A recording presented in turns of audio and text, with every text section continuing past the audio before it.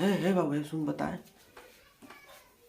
अब बहुत बड़ी जानकारी देने जा रहे हैं, बहुत जोड़ की खुशखबरी बताने जा रहे हैं, तो कान खोल के सुनना और वीडियो में लास्ट तक बने रहना। देख बाबू, जो हमारी सरकार है वो सरकार बनने की तैयारी कर रहे हैं। हाँ, शायद तुम सबको नहीं पता है। उससे पहले एक बात बता देना चाहते हैं कि जो हमारे पवन भैया हैं, हाँ, वो आरजेडी से चुनाव लड़ने वाले हैं और आज शाम तक रिजल्ट आ जाएगा कि वो कहाँ से चुनाव लड़ेंगे।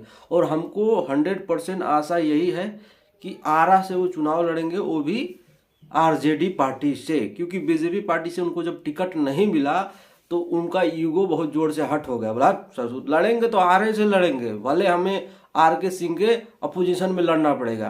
तो हो सकता है कि आरजेडी पार्टी जो है पवन भैया को आरा से टिकट दे और हमारे आर के सिंह के साथ में टक्कर करा दे। ये बड़ी जानकारी है। और रात तक तो ये सुनने को मिल रहा था कि आम आदमी पार्टी से दिल्ली से चुनाव लड़ेंगे, वो भी मनोज तिवारी के खिलाफ। लेकिन हो सकता है कि आरएम में कांड हो जाएगा। हाँ बाबू, हमको ऐसा लग रहा है। और सुनने को तो ये भी मिल रहा है कि हो सकता है कि हमारे सरकार खेसारी भैया भी लोकसभा का चुनाव लड़ने वाले हैं। बाबू, यही सुनने को हमको मिल रहा है, क्योंकि सस्पेंस बहुत ज़बरदस्त तरीके से बनाया जा रहा है। और जिस हिसाब से भैया का बर्थडे मनाया गया है, माहौल क्रिएट किया गया है, तुम लोग नहीं समझ रहे हो। तनी दूर तक दिमाग लड़ाओ। और हम तो कहते हैं कि लोहा गर्म है, हथौड़ा मार दो खेसारी भैया। हाँ, तो अभी लड़ जाइए। आरजेडी का पूरा लहर है बिहार में, ठीक है। कहीं से भी लड़ेंगे, हालांकि चाहे जब लड़ेंगे जीतना तो तय है। लेकिन अब कहते हैं कि कहीं से अगर आप चुनाव लड़ते हैं तो जीतना तय है, कोई हरा ही नहीं सकता आपको, ठीक है। हो सकता है कि मुख्यमंत्री साहब हार जाएं, लेकिन आप नहीं हार सकते। हम तो इतना कहते हैं कि आप नहीं हार सकते हैं, क्योंकि आपकी जो पकड़ है भाई ज़बरदस्त है भोजपुरी इंडस्ट्री में। अब पवन भैया आरजेडी पार्टी से ये तो 100% आशा है कि चुनाव लड़ेंगे।